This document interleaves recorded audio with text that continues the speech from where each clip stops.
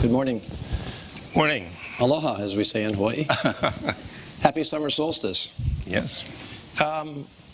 Ambassador, Congressman, honored guests, it's a great pleasure to be with you here today.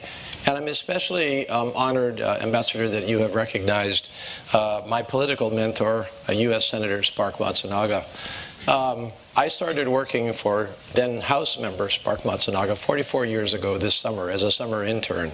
And he really corrupted the rest of my life, because here I am 44 years later representing the same district that he represented in Congress. And he had many, many interests. But one of the interests that he had was peace. And when I joined him 44 years ago, he was already well into the concept that we should have dedicated institutes that focus on peace. He advocated for a Department of Peace. And over the years, he continued to advocate for that as he got to the United States Senate. And in 1984, he realized his dream when the public law was passed that created this institute. And so I think that he would look back on what he had conceived and would have been very, very proud. And frankly, I'm honored to follow in that legacy and to be with you today. Couple of disclaimers up front. First of all, I'm completely grateful to USIP and my colleague John Rutherford for this opportunity to discuss China, but I will say up front that I don't regard myself in any way, shape, or form as a, quote, China expert, like many of you in the audience who are China experts, who have spent your lives focusing on China and are going to focus perhaps the rest of your lives, if you have a career in front of you, on China, whether it be a military career or a diplomatic career or a non-NGO career. But I do pretend to be one American who, being born and raised in Hawaii, and whose life goes back generations in Hawaii, and for whom Asia is all around me every day, and for whom, when I am in my district, Asia is actually closer to me than is Washington, D.C. I do pretend to be an American who has focused on China and Asia for a lifetime, and who has lived it, really, in many ways. And then I also pretend to be, of course, one member of Congress charged with the responsibility to make the decisions that are available and possible on a relationship that I believe will define our world for the next generation. So my job is to make those decisions. And so in that context, I think there's two pieces of good news to leave with you at the very beginning. First of all, I consider it very good news that the interest in China inside Congress is much, much higher than it was only a decade ago. I served in Congress from 2002 to 2007, then I took a little 12-year hiatus. And so I remembered 2002 to 2007 versus now, and I can tell you that in 2002 to 2007, there wasn't a whole bunch of discussion of China inside Congress. Yes, many people were completely focused on it, but not across the board, not as a broad-based concern and interest in the ranks of the members of Congress who are responsible for these decisions. That has very much changed today. China is very much at the forefront of everybody's thinking. And then the second piece of good news, I hope, is demonstrated by the fact that John and I are here to talk to you. And that is that China is a bipartisan, nonpartisan issue for the most part. I don't really sense a whole bunch of deep divisions over whether China is a concern to us. We may disagree from time to time, even within our own parties, on the best way forward with China. But the good news is that we all agree that we need to do something about China, contrary to 10, 20 years ago, when either China was not particularly front and center, or if we talked about it, it was not particularly an area of agreement. So I do ask you to accept my remarks both here and during the Q&A as really the evolving thinking of one member, which I believe is likely shared by many members. So this is what a member of Congress thinks about China. I think it's always important when we get into these discussions to kind of try to dispense with some of the base questions to set the context for the discussion.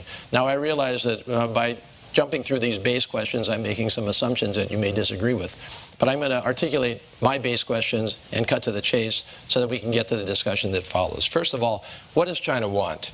I believe China wants to extend its power and influence as widely and broadly as it can. If it can get all the way to be the global hegemon, then that would be its goal. But its goal is to extend its power and influence as widely, as broadly as it can. And why is that? Because it believes that it is a matter of its renaissance as a great nation, a great power. It is its destiny. What will China do to get there? Anything it can. China, if anything else, is is ruthlessly practical. It will make the decisions it can in the context of the times in which it operates to get to its goal. It is not particularly, handicapped by concerns over democracy, for example. Pretty straightforward, logical decision-making that is very logical and very practical. And there's good news in that, because you can usually, if you get into that mindset, try to understand it a little bit better. Maybe you don't like understanding it that way, but on the other hand, it gives you some answers to what's happening and why. What are its tools? Well, its tools are the entire toolkit. And we're here to talk to you a little bit about that toolkit. Obviously, militarily, where China is expanding its military reach as far as wide as possible as it possibly can out into the Pacific and the Indian Oceans and beyond. Economic is clearly a tool. Development we will talk about here today. And social, cultural. Does it offer a better model to the world than democracy? That's one of the great questions of the time.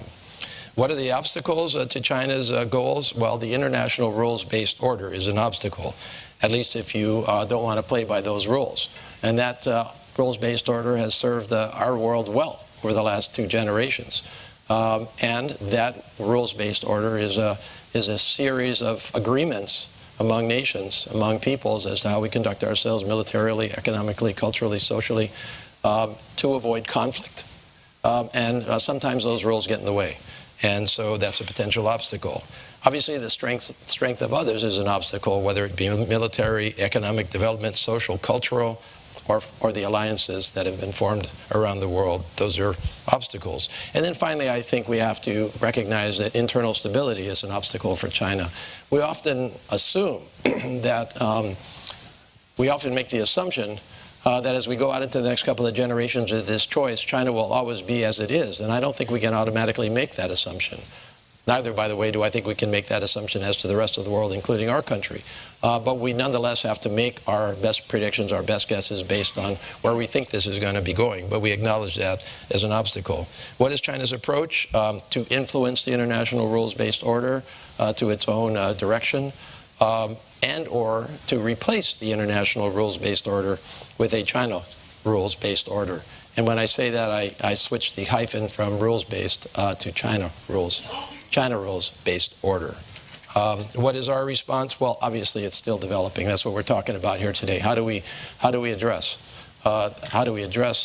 China's goals and means?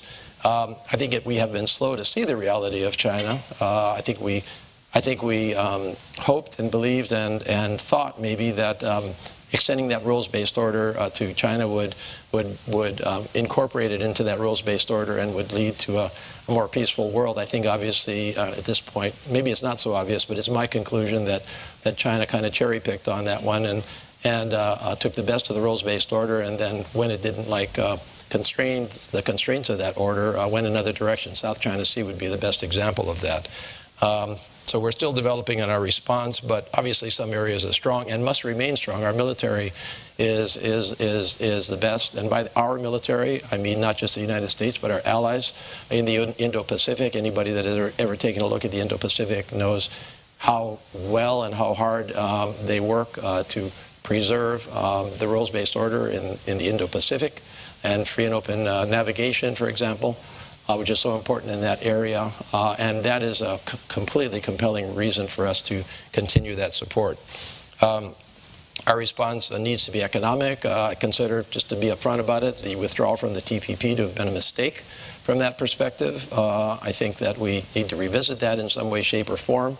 And then obviously we have other responses, including one that we tend to overlook, which is a cultural response, because most countries in the world would prefer the culture, I believe, that we have offered to the world, the democratic approach to life over the Chinese version, but they won't, if they have no choice, take that over an insufficient response from the perspective of their own goals, which is the dilemma. What is the outcome of all of this? To be determined. These are choices that face us today. In fact, I would argue that the choices that we make with respect to China, as I said earlier, will determine the next 2 generations at least of our world. How we work through these choices. I think our goal needs to be to accommodate China's legitimate goals within a rules-based order internationally, to incorporate them, but always from a position of strength. I think we need to pursue really a multi approach of maintaining our strength in these areas as much as we can, as well as obviously always maintaining very strong and open lines of communication, critical to do that. And we're seeing in real time with Iran the consequences of letting communication lines lapse when you get to a crisis point. So with that, I've talked too long, and I'll turn this over to John and to your questions. Thank you. Thank you.